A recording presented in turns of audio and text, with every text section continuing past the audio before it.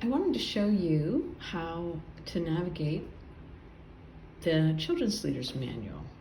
You're going to notice that the Children's Leaders Manual has two main sections. One is called the Leaders Core, and the other one is called the CL module. So both of those are included. The Leaders Core is for all of us as leaders, GLs, ALs, and then we have our specific one. One of the ways you can just jump from one chapter to another in this manual is to go to this table of contents shortcut tab and just highlight, just sort of click on any one of these. If you wanted to click on leaders meeting, find out what the manual has to say about that, or class meeting, or look in the appendix for some of the tools, that's a great tool to use. So we'll close that. Now let's say you wanted to look up something specific in the manual. Maybe you wanted to find out who's on the area team, what's that about. So you can click on the little looking glass right there, and then this little box will come up, and just put area team in there. And you'll see right away it's starting to highlight those things. You can either touch on these down carrots, down or up, and go to the next one that shows in the manual, the next one after that, the next one after that, the next one after that. So there are only 4 mentions of it in the manual, and this one here on the early part of the manual is the first one. So you can look at that, and if you wanted to add text, you can click on this Add Text tab. Just say you wanted to say, because you wanted to remember to pray for Denise and Kara. Those are our area team right now. So you can add that text. Then you can make that disappear by just clicking once again on the space bar, on the toolbar, and then that will disappear. So Denise and Kara, we can put that in.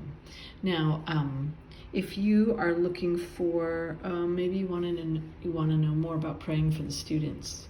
So praying for students. As soon as you finish typing it in, it starts to tell you there are 3 instances in the manual.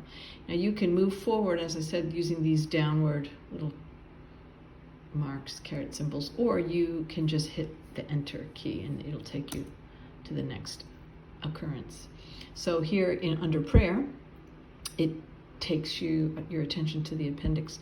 Now you can stop right here on this page, take your cursor up to this line, and as you can see, the little finger starts to show itself, which means you can click on that and it'll take you right to the appendix. Or you can just go ahead and hit enter on your keyboard, and now there we are actually now in the appendix.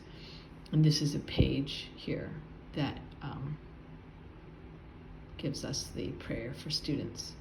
Now praying for students, is right kind of in the middle between some tips on activities and question discussion tips, like a chart. Kind of neat. Oh, you know what? While we have that chart up, why don't I show you this? Just say you like this chart, you really don't want to print it, but you do want to be able to read it.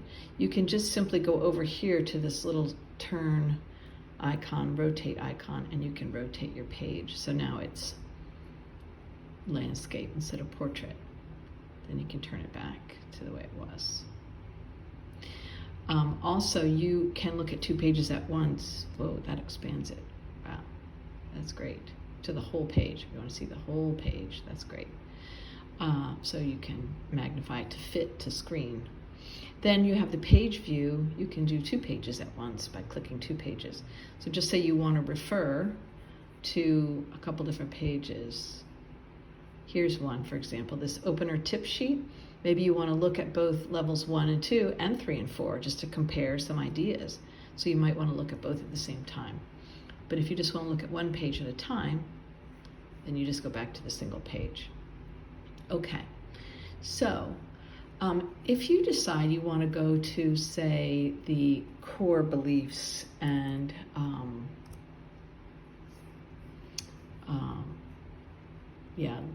or the vision or mission page, mission,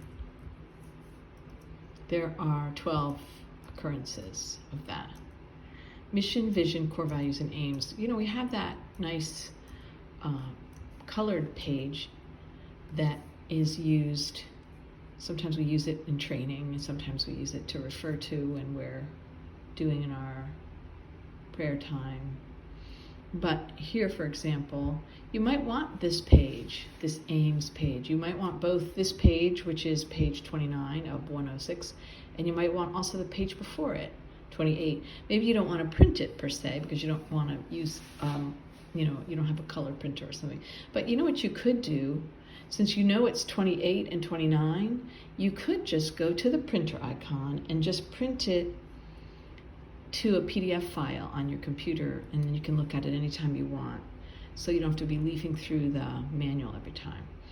Or you might want to print it to a PDF, which means you're not using paper, saving it in a file that you've decided where to organize it on your computer, just so that later you can attach it, maybe to an email to yourself or to your co-leader as an encouragement. So here is the print icon. You can go to the print icon and it'll suddenly bring up your print instructions. Instead of using your printer, like right now it shows that my printer is up and ready, what I can simply do is just slide it up to save as PDF.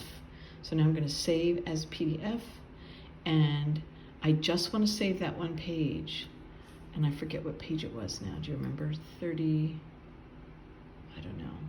You have to put in the exact page though.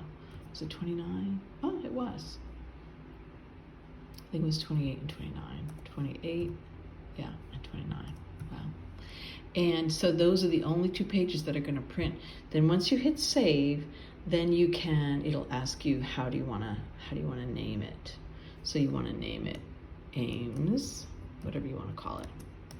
Core values, page. There we go. So you can just simply save it in whatever file that you have organized for that. So now it's going to be in your download. It's going to be right here. You can look at it, print it, or save it for later. So anyway, so those are just some ways to to navigate through your manual. So hopefully that helps you. If you have any questions about that, I'm happy to help. Thanks.